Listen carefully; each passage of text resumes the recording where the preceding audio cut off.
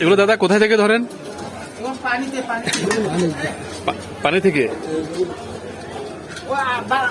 আপনি নেবেন? এটা কি 1 কেজি বেশি আছে?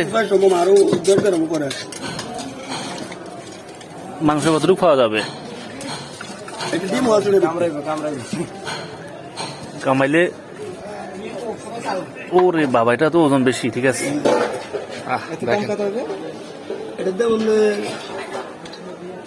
কচ্ছপ দেখেন আপনারা, এটা বড় আছে, এটা নিয়ে যান। কি বড় কচ্ছপ দেখেন, এটা 1000 টাকা আসবে। অর্ধেক যাবো গো।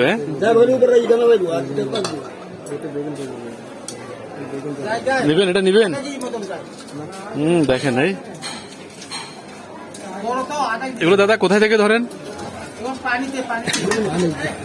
পানি থেকে। উনি 2টা না 3টা বিক্রি করছে, অনেকগুলো আছে। আমি মোবাইলে দেখছি একজনের কাছে, আমি একটু দেখে আসি।